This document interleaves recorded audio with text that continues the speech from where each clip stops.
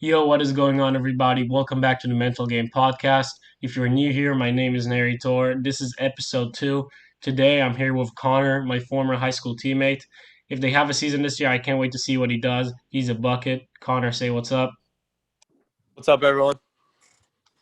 We're going to be discussing the Heat series. As you all know, LeBron won his fourth ring. What do you think this means for his legacy? I think he's the GOAT, man. Simple as that. I thought he was the GOAT before this ring, but I think this solidified it. I saw an interesting stat today that said Jordan has a losing record without Scottie Pippen. It was like 154 to 173 or something like that. I don't know. I just feel like LeBron's just by far the best player ever. When do you think he became the GOAT? I mean, I after watching 2018 Game 1 against the Warriors, where he was put up 51, 8-8, and their team lost, I thought he was just that moment just told me like that's all I need to see. Like, I personally thought that was like the greatest playoff game ever. I do Um, agree. I do agree with that, but as you know, I'm a big Kobe fan, and I thought for a long time that Kobe's the GOAT because of the way he played the game was like pure skill and mastery. It wasn't necessarily like just straight up gifts. Um, but the the thing that blows me away with LeBron is his ability to take basically any roster to the promised land. I'm not saying he had a perfect roster this year. He had a terrible roster. I'm just saying like he definitely seems like the player that could make any team go from a lottery pick to a top 5 seed. 100%. I mean, yeah, it's been evident when he's left. The Cavs for the first time they're a lottery pick. The Heat, didn't make the playoffs next year when he left, and the Cavs again were, terrible, and I think they're like top 5 in the draft again. So I don't know. I mean, his value is definitely, I mean, greater than any other players. So I don't think you can argue that really. Do you think this is But the longest prime we've seen in basketball? I mean, yeah, I don't know who else. I mean, like Vince Carter played like what 22 seasons, but like Yeah. his prime ended far, but Yeah, he before the end of this digressed year. rapidly. Yeah, I just think because I mean, LeBron spends like roughly 2 million a year, over 2 million a year on his body, Yeah. and so I think the fact that he's never missed a playoff game kind of just shows that. I mean, it's smart what he's done because now he's has a max deal, and he's going to be getting paid like close to 40 million when he's 38. And so I think obviously it's God-given talent too, but at the same time, like he really takes care of his body, and I think that's kind of why he's been able to do this. So I think that did for a while. Right now, I do think LeBron is the GOAT. And I do think that if we're talking in terms of an all around basketball player, he has been the GOAT since 2016. I also think that there's one thing that always kind of stopped me from just giving that title super easily, and that's the way he reacts at the end of games. He seems to always pass off the responsibility to someone else. Of course, in the Lakers game, yeah, he was getting double teamed, and then the third defender even came. But I do feel like there's always a reason for why he doesn't end up taking the last shot. And I'm not sure why that happens, but it seems like he always shy away from that moment. I mean, that's kind of interesting you bring that up. I don't know. I think LeBron has he just he's had to play the right way for his teams to stay in it. And his IQ is so high that he every time has to get the best possible shot. And I think that's just how it happens, like pretty consistently. I mean, every time he drives, even if it's not the last shot, he's getting double teamed, triple teamed in the key. And, on that drive against the Heat, he got the highest percentage shot. I mean, Danny Green, obviously, he's been pretty bummy in the playoffs, but I mean, wide open three to a guy who's getting paid 15 million a year just to hit threes. I mean, you can't be too mad with the outcome. But I think LeBron, I wouldn't have minded if he would have shot that floater because I think AD was on the opposite side and he definitely could have got a putback possibly. But at the same time, I mean, you can't knock him because I think like his IQ is so high that he just gets the best shot every single possession. When I rewatched that last play, I wish he drove left instead of right because the left side was wide open for everything. I mean, Also going off of that, LeBron's like 12 for 25 in the last 10 seconds of playoff games. Yeah, it's the highest percentage in NBA history. Yeah. So which is why I don't understand why he doesn't take those more. Because he just gets the best shot. Like if he believes he's gonna make it, which like if it's a 50% shot, you know what I mean? Like he's most likely gonna shoot it. But if he trusts his teammate and he can get him in a good spot to hit it potentially, then he'll do it. You know what I mean? Like, yeah. Do you think like it hurts his team sometimes that he's passive in the clutch?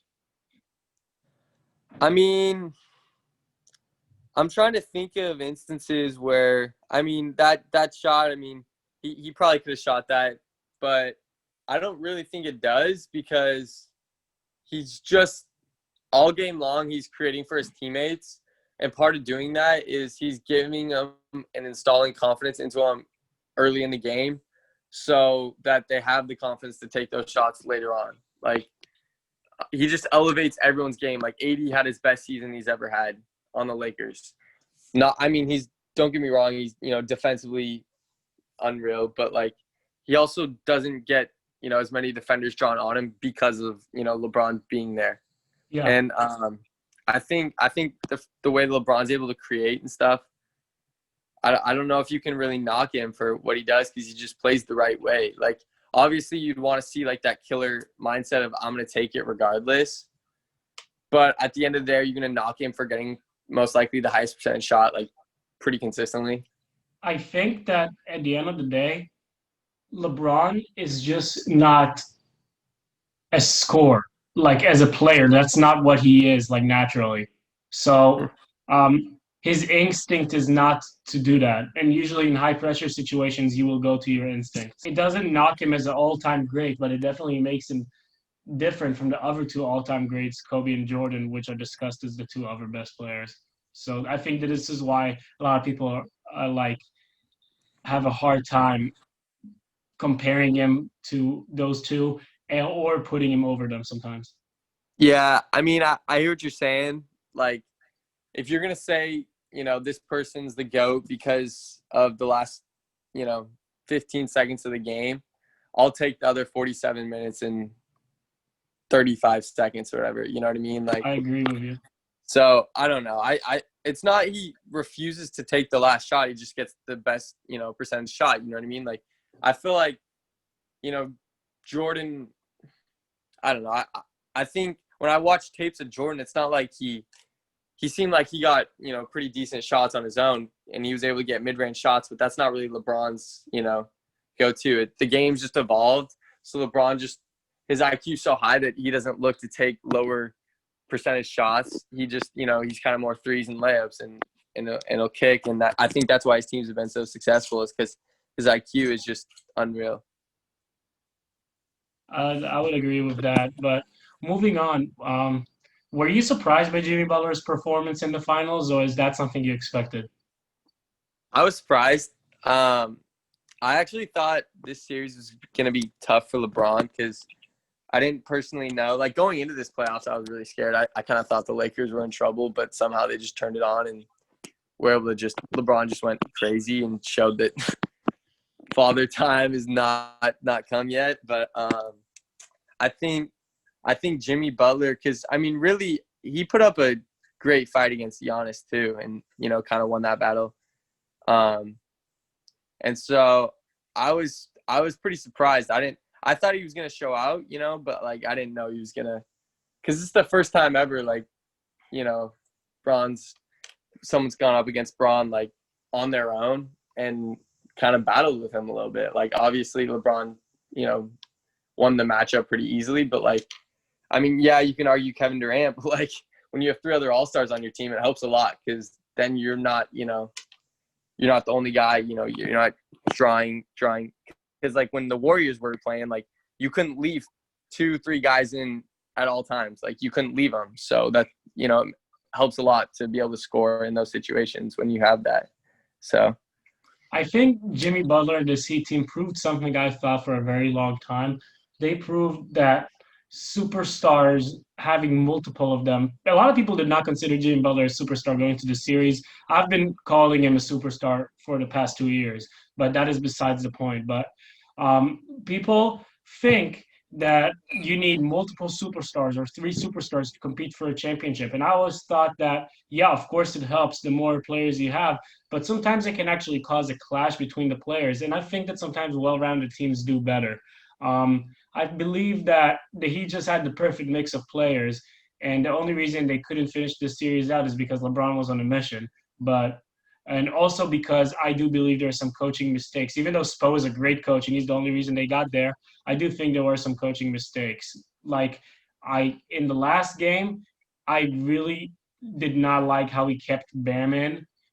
Even though Bam had a great statistical output, I really didn't like the matchup he was getting with AD because Bam cannot even shoot a mid-range consistently. No knock to his game. He's a great defender and finisher. But when you have Jimmy Butler, who about 90% of his points come from the paint and mid-range area, it really clogs up the floor. Yeah. I mean, yeah, I kind of agree with you on that one. Because AD could just sit in the key and the drive was not really open and made it tougher on Jimmy Butler. I think he finished with 12 points. But you can't completely knock Spo because, I mean, they lost the first game by 30. And that first game's kind of just a fill-out game. And then they bounced back kind of. So I don't know if you can completely knock him because, like, the second leading scorer on that team was Tyler Hero. And they made it to the finals, which in this day and age is kind of crazy. But I can agree with you on that. I think being able to spread the floor a little bit more would have helped. Do you think this Heat team should run it back or should they add anyone? I mean, if Giannis is available, I'm adding him. I think. How do you think Giannis helps this team? I mean, he's the reigning MVP back to back. So I don't think you could say that Giannis hurts their team. I don't think he hurts them, but how much does he really help them in terms of what they need? I mean, he's the best defensive player in the league, so it would just be that much harder to score on the Heat, which they're already a really good defensive team, plus offensively. Like, he doesn't have to get 30 a game. He can just get 20, an efficient 20. My question is, how do you think he works alongside Bam? How does he work alongside Bam or along I Bam? mean, they both try to get theirs in the same area. How do you work with them and Jimmy Butler, who's not really an outside scorer? I mean, that's kind of the same thing with Ben Simmons and Joel Embiid. So, and I think Bam and Giannis would probably be a better duo than the other two. So I think it'd work because Giannis does. I mean, it's not like Bam can't hit an 8-footer. Like, he hits, Yeah, I think this is the number one thing he needs to go into the offseason and improve. But yeah, I would agree. I mean, I think they'd take Giannis over Bam. Like, if you're worried about Giannis and Bam not complimenting each other, then move Bam and get Giannis. Because if you can get Giannis, trust me, they're going to try to get him. You know what I mean? What do you think about adding a player like Bradley Beal to that team? I mean, yeah, that would help him a ton. Bradley Beal, I think, is kind of like a Klay Thompson, so which would be super valuable because you're not too ball dominant and you're spread the floor completely, you play good defense, good two-way player. I think his value. I mean, he averaged 30 points this year, so. Granted, I saw Dragic was not playing this series, but the Heat really struggled to get buckets in crunch time consistently. Other than Jimmy Butler getting to the line, which is something you cannot really depend on because you're putting the series in the hands of the refs. I really saw that the Lakers were just pushing them down to the shot clock again and again and again. And I think that's due to the lack of creators they have. So seeing Giannis on that team, Giannis would help any team, obviously, with his talents. But I do not like him along Bam. I do like a creator, someone like a Bradley Beal or even someone like a Lou Williams. Like, just someone who can go get his own bucket in crunch time. Yeah. I mean, they could definitely look to add one of those, guys that can get it in the crunch time. But, like, you also have to look at this team. They're young. You know what I mean? Like, Yeah. this is the first year all these guys have been together. They didn't even make the playoffs last year. So I think every year the Heat are just going to improve a lot. So I think, Tyler Hero is going to take the next step up. This was his first playoffs. I mean, you can't really be mad with what he did. I think he'll improve. I mean, he was a rookie. Bam. First year as an all-star, he's going to show improvement. Didn't he get most improved player like a couple years ago where he was in the argument for it like last year? But I think this team will improve. I think they got a lot of good guys, even the Kendrick Nunn, just different dudes that can hoop. So I think they'll definitely improve and get better in the crunch time. Where do you think the Lakers go from here? I mean, I think Rob Pelinka should get a lot of credit for what he did. I think the AD trade, a lot of people said they gave up too much.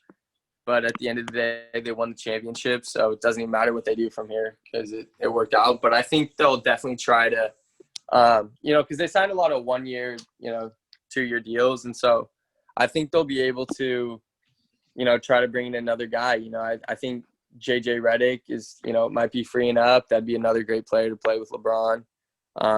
Guys like that, or even, if Bradley Beal is available, I think that'd be a perfect player to go alongside LeBron. I think this Lakers team will be in for another great year next year too. I think they'll get better. I mean, you have to remember they're without Avery Bradley.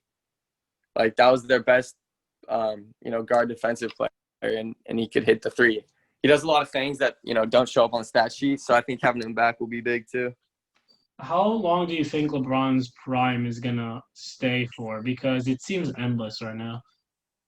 I think that his physical prime, like body-wise, is already on the decline. But I think since his IQ is so great, and I think since he physically is just so much, more gifted than everyone else and takes so much better care than everyone else, I think he'll be able to keep this pace up for at least another 2 years just because his IQ is so high and he doesn't have to be physically, just as talented as everyone else. Like many players rely on, like, when Russell Westbrook gets like out, like, 34, 35 and he's starting to, decline, I think it'll really hurt him. But a guy like LeBron, on the other hand, I don't think it'll hurt him as much because his IQ is so high and he's able to, I keep it think when up. you talk about players of this caliber, I think they're just able to adapt to the circumstances.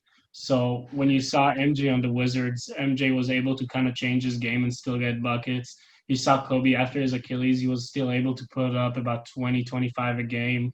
Even though his teams weren't winning, he was still able to get buckets.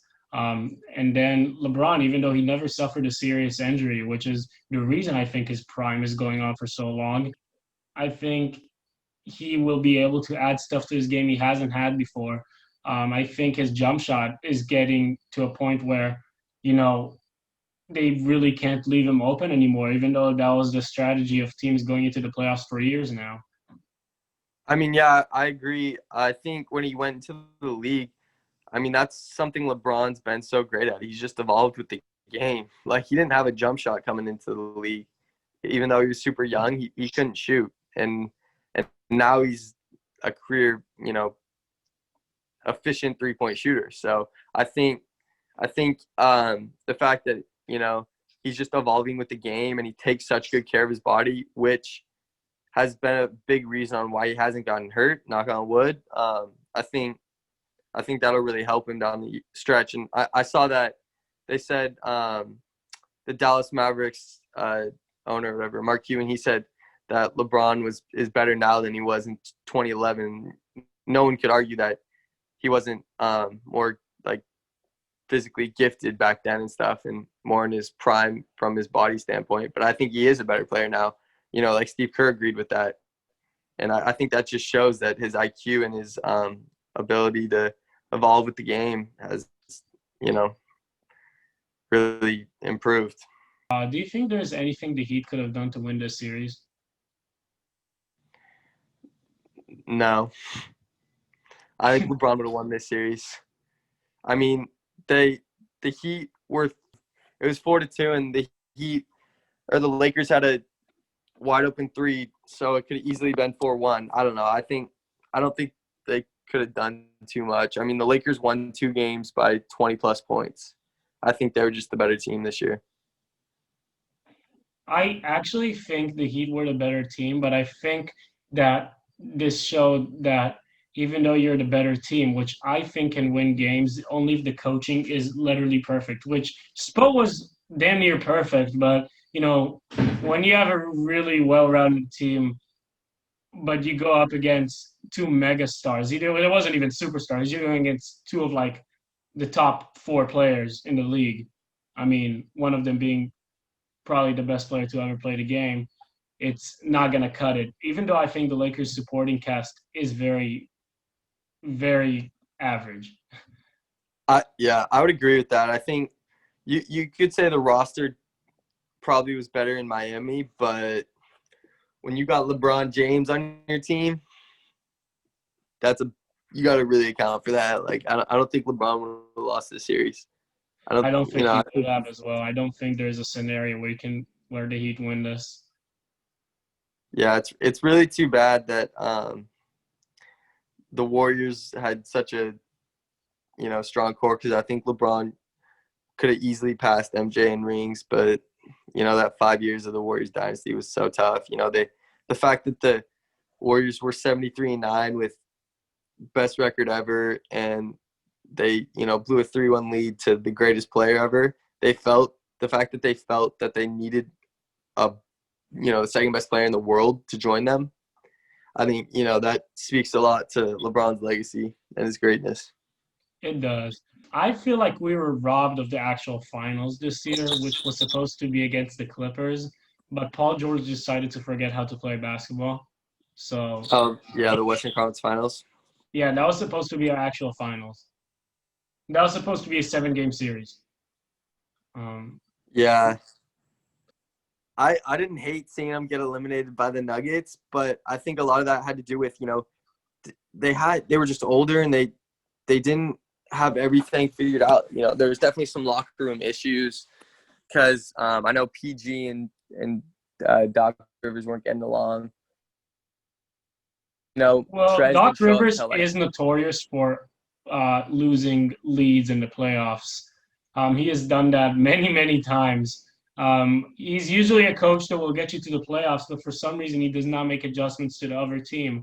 But I think that I thought the Clippers were going to win it all early on in the year, and I'm not going to lie and sit here like this didn't surprise me. But when I think about it more, this is why I'm skeptical about the Bam and Giannis together, because I thought that Paul George and Kawhi was going to be the best duo in the league, but because their games are so similar and they attack from so many similar areas, I think that is what limited them. I don't know if I completely agree, because obviously I think LeBron and AD were the best duo, but I think PG just, like you said, he kind of forgot how to play basketball. I think it was as simple as that. Like when he was hitting shots, they were both really good, but at the same time, Kawhi Leonard's no LeBron James either. So I don't know. I don't think it was as much as their games are so similar. Like if Paul George is hitting shots, he's top 10 in the league pretty easily. So I think it was just he wasn't hitting, and that hurt the Clippers a lot too. But what also hurt him was, Trez didn't show up till a couple days before the first playoffs. Yeah, that's a 20-point score on their team. That's just not there. They're not accounting for it. They don't, the cohesion's just not there. Like Lou Will, he was in and out. He went to like a club. He went home, went to a club, and there was, a lot of trouble with that. And I think just the cohesion of the team wasn't great. They were never healthy in the regular season. No one played together. I think that also hurt them a ton, because they just didn't have the experience. Yeah, 100%. Before we wrap this up, I just wanted to ask you, why do you think the media pushes LeBron hate so much? Because I've seen a lot of people hate on LeBron, Granted, I'm not the biggest LeBron fan, but I have always seen him get more hate than other players. I mean, I think because a lot of the media, when they were growing up, when they were our age, they idolized MJ. I think that everyone just fell in love with Jordan. You know, he was like Black Jesus, and so people just saw that and wanted to, you know, just be him. They'd go outside and they'd practice the moves he was, and they fell in love with him. And you know, he would hit the cool shots at the end of the games and have the flashy plays. I think people just fell in love with that, and so I think that's why he gets a lot of hate, because LeBron is no MJ in that sense, but I think he is, you know, the best player ever. I think he's the better basketball player. I do think he's the better basketball player, but I also see this as a future problem where one day there's going to be a better shooter than Stephen Curry. With all the kids shooting threes nowadays and practicing, there's going to come someone more talented than Stephen Curry that will be able to break all of his records. But I think our generation, we have a hard time accepting that there's a better shooter than Stephen Curry. I think, yeah, right now, but I think that's just along with the evolution of basketball. Like, people just get better. Yeah. And I think, you know, the media, you know, our parents, you know, the people that grew up watching Jordan have a tough time accepting that, because, you know, that's like when I'm 40 and stuff and I have kids and they want to say that this new player is the GOAT, you know, I'll probably have a tough time admitting to it. But at the end of the day, you know, the evolution of basketball kind of like, it just gets better and better. Guys get more athletic, guys get stronger. You know, there's better treatment, there's better ways to, you know, get more athletic. Like, I don't know. There's just not, it's tough to argue against it because, you know, people are just going to get better. Man, thank you for coming on this podcast. This was great. For sure. Thank you for having me. I appreciate it. Yeah, anytime. So thank you for watching this podcast. Subscribe to the channel. Thumbs up. I mean, I'll be back next week.